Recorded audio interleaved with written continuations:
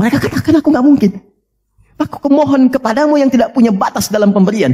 Innaka sami'ud du'a, sungguh engkau pasti mendengar doaku. Kalau kepada yang maha mendengar tidak terkabul juga, kepada siapa lagi aku mesti memohon?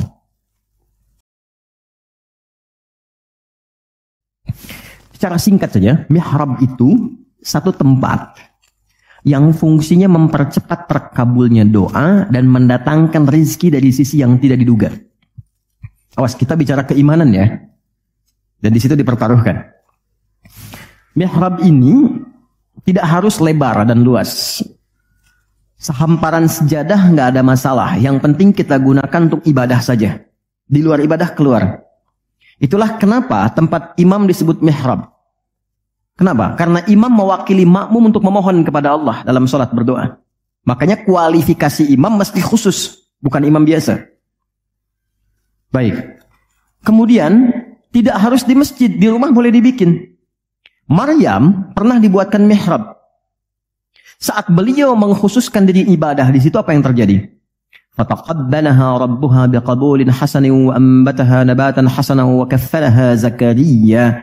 Kullama dakhala 'alayha Zakaria al-mihrab wajada 'indaha rizqa. Qala ya Maryam anna laki hadha?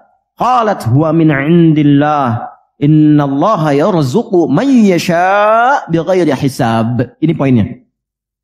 Setiap Nabi Zakaria mengantarkan kebutuhan Maryam, pakaiannya, makanannya, kebutuhannya, itu sudah ada.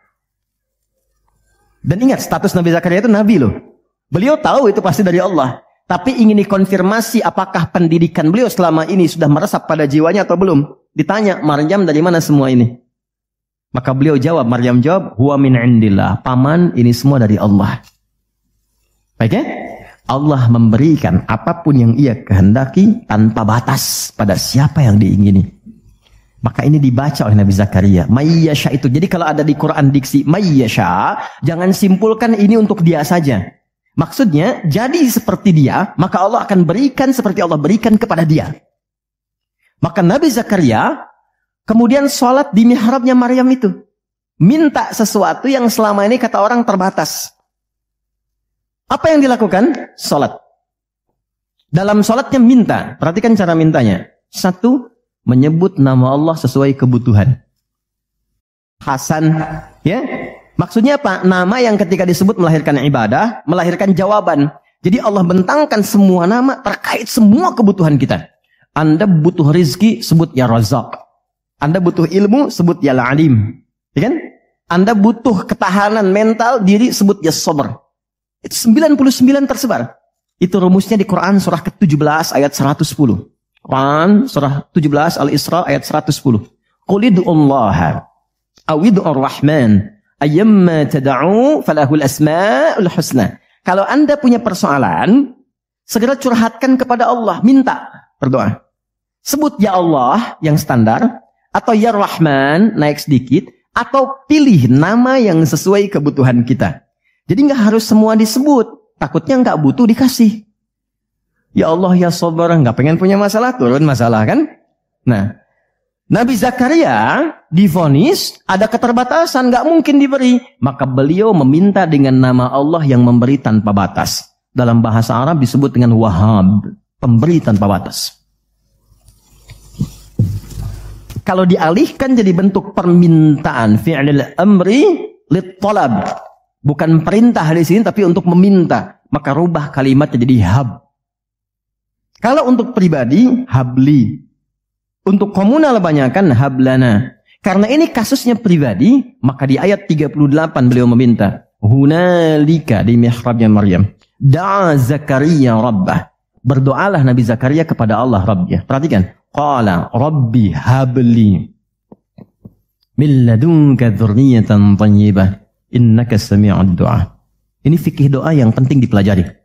Ya Allah, ini kalau terjemah bebasnya begini. Mereka mengatakan aku nggak mungkin punya keturunan. Maka aku memohon darimu saja yang tidak punya batas dalam pemberian. Mereka katakan aku nggak mungkin.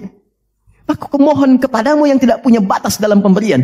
Innaka sami'ud du'a, sungguh engkau pasti mendengar doaku. Kalau kepada yang maha mendengar tidak terkabul juga, kepada siapa lagi aku mesti memohon? Dan ini ada fikih doa, bagus sekali.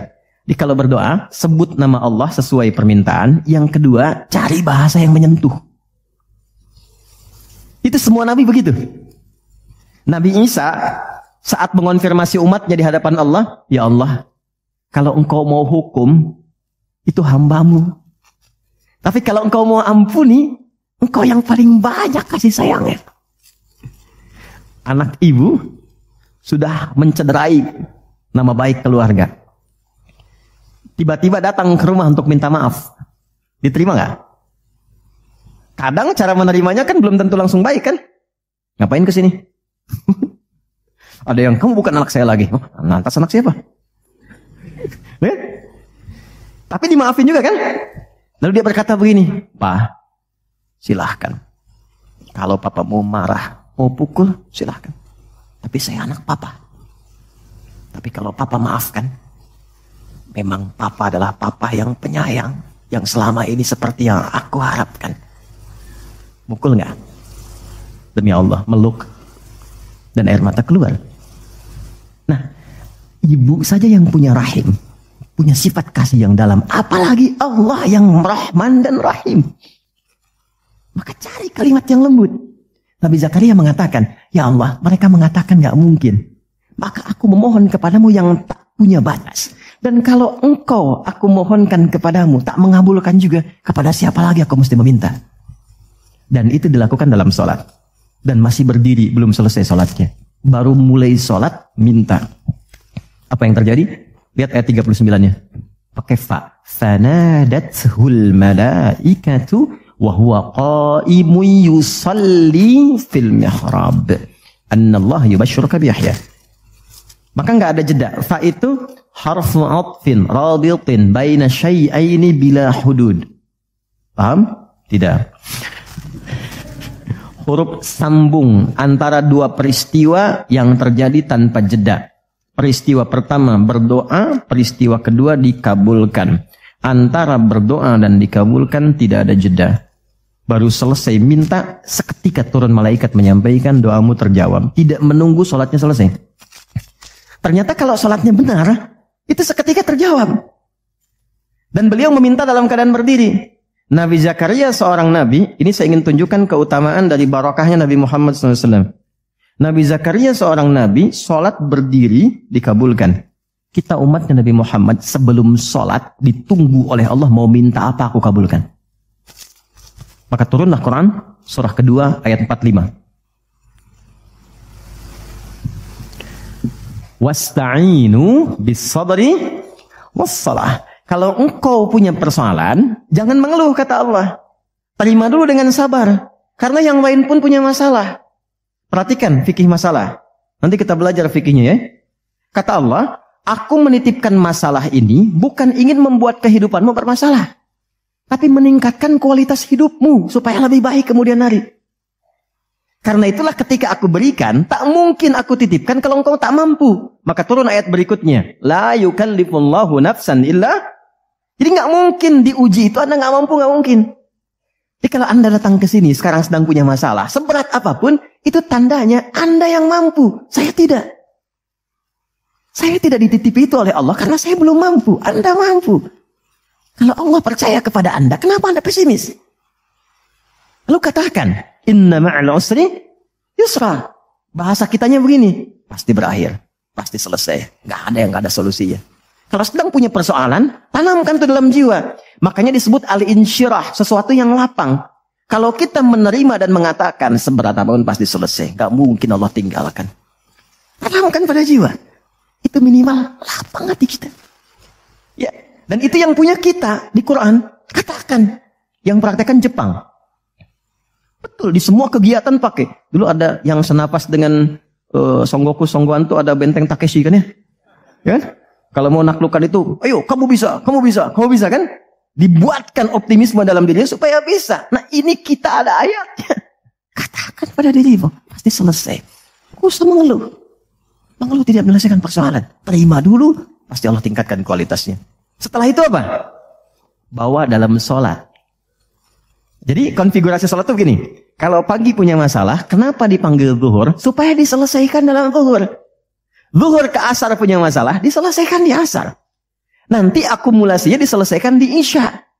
Kalau belum tuntas, tahajud. Makanya orang yang benar sholatnya, tidurnya tenang. Karena dia sudah curahkan kepada Allah. Ya Allah, engkau yang titipkan, engkau pasti selesaikan. Engkau yang berikan, engkau pakai tuntaskan.